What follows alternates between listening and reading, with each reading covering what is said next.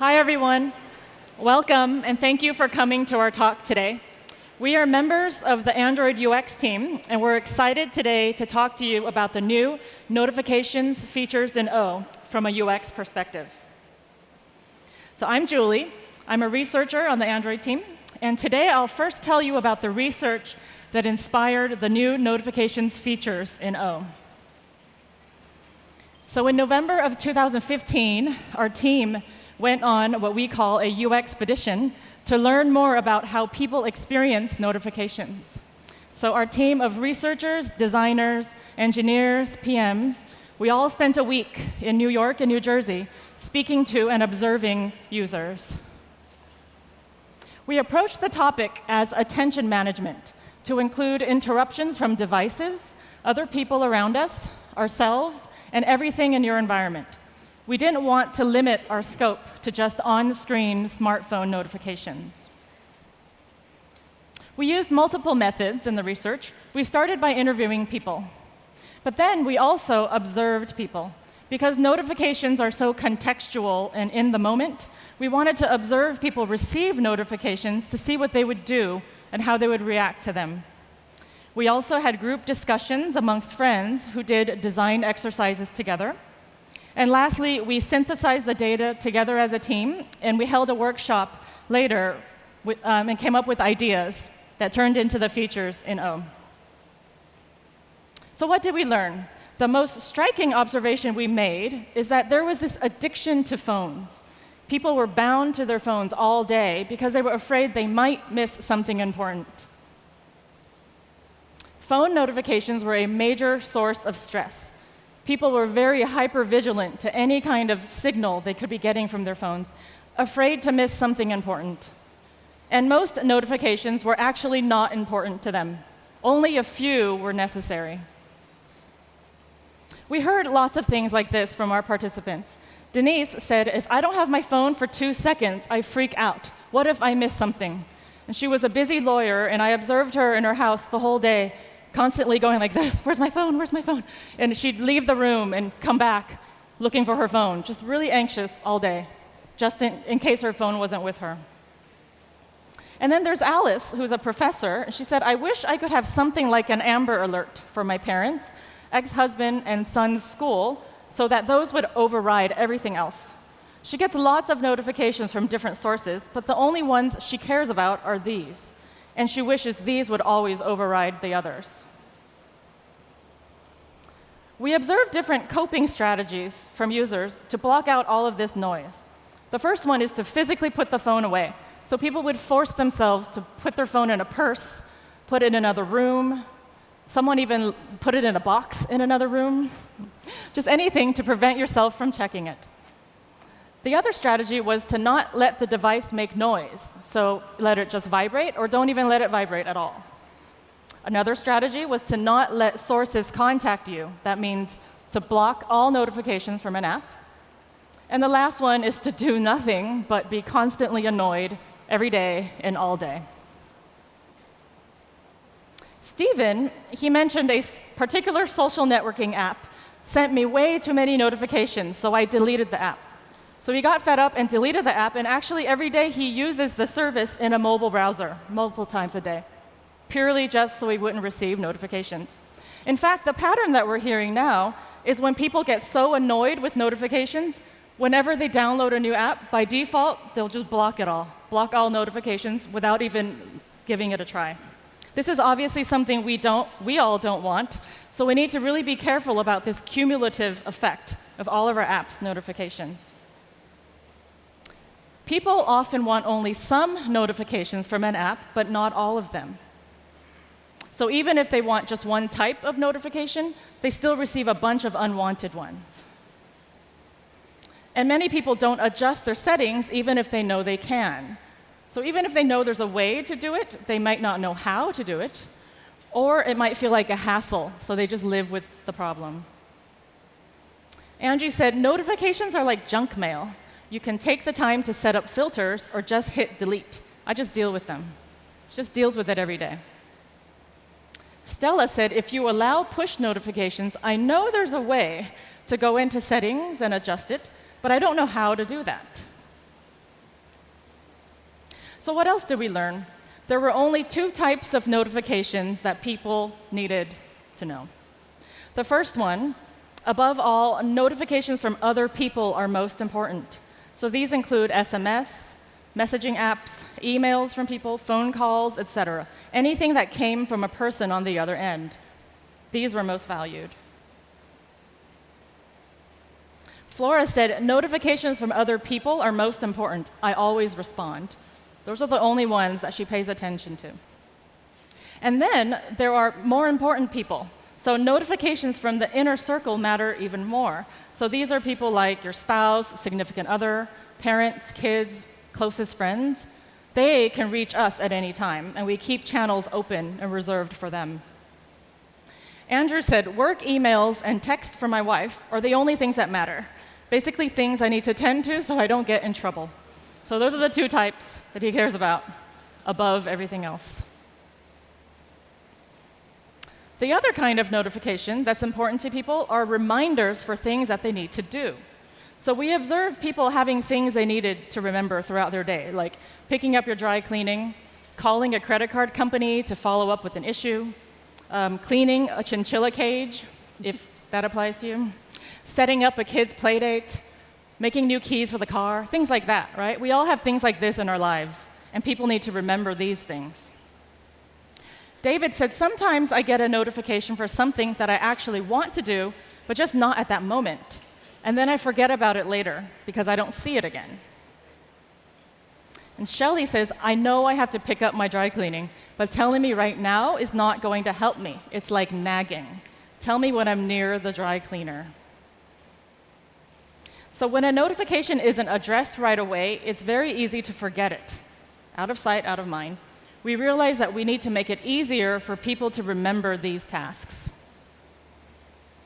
So while this research, as I mentioned, was conducted only in New York and New Jersey, we've observed similar patterns in many other studies across many locations since then.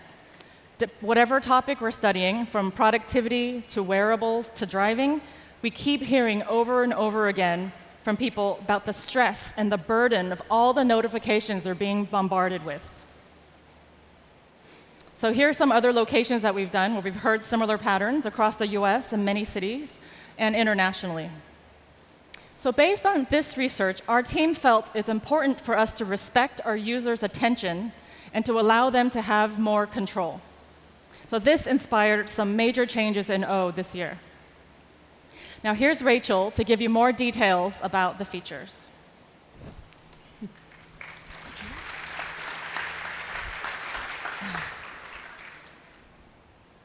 Hi, I'm Rachel Garb, and I'm an interaction designer and manager for the Android UX team. The first new feature I want to talk about is channels. Show of hands from smartphone users in the room. Who here has ever wished that they could get some of the notifications from an app, but not all of them? That's almost all of you. Yep. So knowing that, we definitely wanted to add support in the Android system so that users could have more granular control over an app's notifications. In O, we're introducing channels, and here's how it works. You define a channel for each notification type that you want to send, and then your users are able to make decisions about notifications at the channel level. Let's look at an example. Suppose that we are all the designers of an app for Crane Air, a fuss-free corporate airline that caters to the frequent flyer, and here's all our existing notifications. We've got a pretty sweet program for our frequent flyers, or as we like to call them, executives. We have a set of notifications for our customers about the points they've earned and their status in the program. Now, all of these notifications you see here have to do with the executive program. So let's make a channel and call it Executive Program. Now, we occasionally also offer discounts and deals to incentivize our customers to book more flights. So let's group these notifications together in a channel and call it Discounts and Deals. Now, when we categorize notifications into channels, we want to look for similar subject matter and similar importance to users. Here, we have a number of notifications that could be sent in the hours and minutes leading up to the flight. So they're pretty important. Let's create a channel for them called Flight Updates. And now, with this example in mind, let's shift over to how users experience channels. The UI design for channels is optimized for the #1 most important use case, which is, I don't want this type of notification from this app. Now, without channels, any support for this use case has to come from within the app with settings to block notifications by type. Now, how does a user find out if an app provides this? They have to open the app and look at the settings. And it's not like all apps are going to do it the same way. But a lot of the time, there won't be any way to block notifications by type. And at that point, the user has to decide what they're going to do. They can ban the app from sending any notifications at all. They could uninstall the app or just live with it. And none of these are ideal. But with channels, it's a different story, one that's straightforward and consistent. Let's check out the UI. Now, we at Crane Air know that a segment of our users love to celebrate when they earn points or reach a new status. So whenever they land, we notify them about how many points they earned on the flight and how close they are to the next status level. But maybe not all users want to be notified like this. Some might not want any notifications except the ones that are essential to functioning in their daily lives. And they know that they can get this information in their monthly statement. They're fine waiting for it. So to stop this type of notification, all a user has to do is touch and hold it, which lets them see the channel, and then they turn off this switch and tap Done. No more executive program notifications from Crane Air, but they'll still keep getting the others, like those handy flight updates. Now, our aim with channels is to make it possible for users to get most, if not all, of their notification control needs met in line or one step away in settings. Now, in settings, users can decide to block all notifications from an app. And new for O, an app can show a dot on its icon when it has notifications waiting for a user. But if the user doesn't ever want to see a dot for that app, they can prevent the app from showing it. Users can see all of the channels at a glance and decide which ones they want. They can view and edit settings for a given channel. More on that to come. And if the app wants to provide other settings beyond what's here, the app can have a link for the users back to a screen in the app. This approach, bringing more notification controls into the system, makes the user experience more convenient and consistent. So that is an overview of channels. And next, I'd like to talk about the new behavior model for notifications in O. And I'll start with the research that informed it. Some people are putting up with unwanted notification behavior because they're reluctant to use settings. You heard about this from Julie. So the opportunity here was to make it easier for users to understand and control notification behavior. Now, let's compare the current behavior model with the new one for O. In the current model, the app developer uses a field called priority and sets a priority level for each notification. That level maps to a set of behaviors, and some of them are customizable by the app. For example, if you choose priority level high as the app developer, you can have your notification make sound or not. You can have it vibrate or not. You can have it peak or not. It's a lot for a user to follow.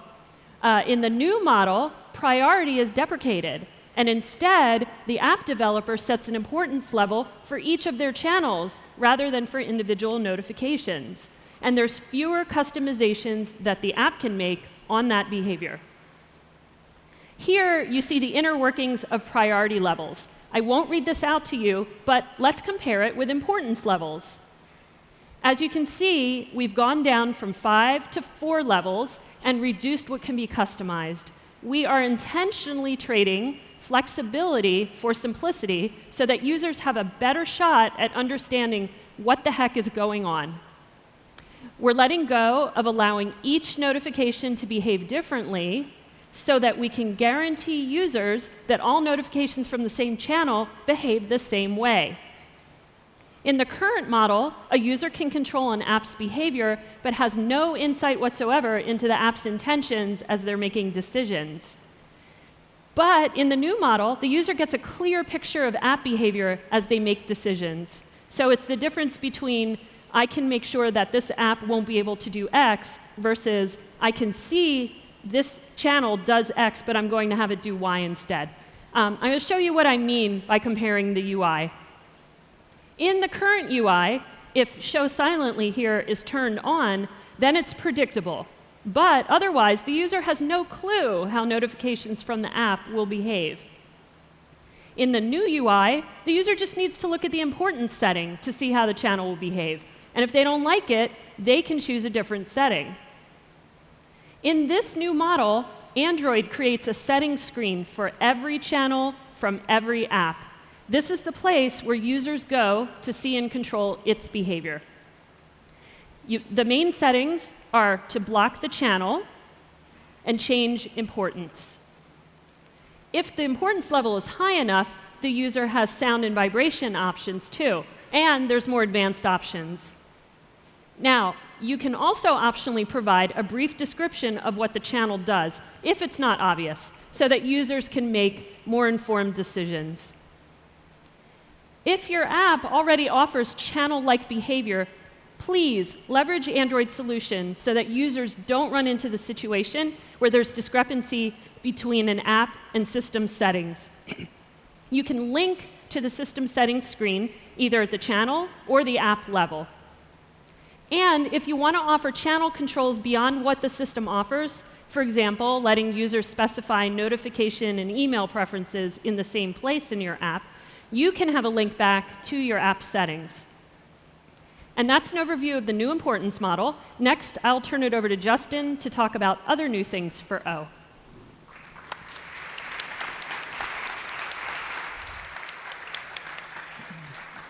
Thanks, Rachel. I'm Justin Barber, and I'm a visual designer on Android. And I have to start with an apology, because many of you probably showed up for this session hoping for a Justin Bieber concert, and it's not happening, but I still have some pretty interesting stuff to talk about. So visual hierarchy is the focus of O.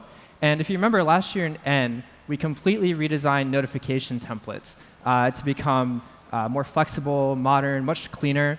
And the new features in O that I'll be covering were really built on the foundation that we set in N. And also on Julie's amazing research. So that's where I'll start with the research insights that really led to what our approach in O. So the first insight was that people are overloaded with notifications, and it's hard to find the important ones. I'm pretty sure we've all been here before. And in Julie's research, we uncovered that users were building associations to determine what was important for them. So if the phone made a certain vibration tone, or they saw a certain color of light blinking, or they'd see a color in their notification, they were making associations to determine whether or not this was important enough for them to spend time on. But that can be frustrating, misleading, and above all, time-consuming. So our goal for O is to present notifications in a way that helps users sift through the noise, not just to build more associations, but to build a consistency and a trust. You should know where the important stuff's going to be before you have to go looking for it. The second most important insight that led to our approach was that people are the VIP notifications. In absolutely all scenarios, who is more important than what or when. So the opportunity here is pretty simple. Make people notifications VIPs of the drawer. People matter the most, and notifications is really a communications hub, so we really want to emphasize that in this space. So as I mentioned before, N focused on individual notification templates. And in O, we've zoomed out to kind of see the bigger picture and how they all fit together in one experience. Specifically, by improving the hierarchy of notifications that appear in the drawer. We did this by designating 4 different types of notifications and 4 different buckets for them, represented by these yellow blocks. Before I get into the detail of each different bucket, I'll give you the high-level overview. So the first bucket is for major ongoing. This is things like a phone call. The next is people to people, like a message from a friend. The third is general notifications, the best of which are timely reminders. And the fourth are by the way, or BTW. And these are the 4 buckets of notification types and how they're organized within the drawer. And the purpose of this is to ensure that notifications most critical to read first are shown first. It also creates consistency. When you pull down the drawer to find that specific notification you're looking for, you'll already know which area to be looking at because you'll become familiar with these sections. So we're enabling users to build associations through this ordering. And lastly, we're going to be ranking notifications within each section. This means if you have 2 message notifications, they're not going to be separated by something else in the middle. They'll always appear together. So it'll be a lot easier to scan the notification drawer. So now that you have a big picture, let's drill down into the details of each bucket, starting with the first one. Major ongoing notifications are really for time-sensitive content users should actively be aware of. This is like phone call, driving directions, timer, music. And as a developer, to send this type of notification, you need to be running a foreground service with importance higher than min, or using a media style with media session for music notification. And this type of content is for content that's using device resources that directly impacts real-life context. And the things that match that is a really, really short list. The type of notification will rarely be appearing in the user's drawer because the context that requires it is a very rare situation. So in N, this is kind of what these types of notifications looks like, right? They're not very visually distinguished. They don't necessarily always appear at the top of the drawer. They can be lost amidst the other notifications. And if you wanted the proper prominence to really gain that association for the user, you had to go with customization, which led to inconsistency with the rest of the notifications. So in O, what we're doing is we're pulling that color from the app and filling the background with it and guaranteeing a top spot in the notification drawer. So these will always appear at the very top. But again, because they're so prominent, misusing this type of notification for something it's not meant for will be very obvious to users. And with the channels that Rachel just described, it'll be really easy for them to block this type of notification if it doesn't align with what it's really meant to be. Falling into this category is also music. So in N, you can see that the templates are, the music template, the media template's the most different template that we have compared to all the others, but it still feels really generic, and it doesn't really look different from other notifications. So in O, we've integrated the album artwork into the notification and drawn out the most prominent colors for the background and as an accent. The result is a beautiful, lively notification that really celebrates the artwork and the artists behind the music that we really love. And I found myself pulling down the notification drawer as I listen to music just to see what kind of colors that song generates. Now for the next section, people to people. This is really for content from a person, like a message or a missed call. And as Julie mentioned, people are the VIP notifications. So we're going to put them right at the top of the drawer in the #1 position, since major ongoing is going to be pretty rare. To get this type of notification, you should be using messaging style with direct reply or attaching a contact to it.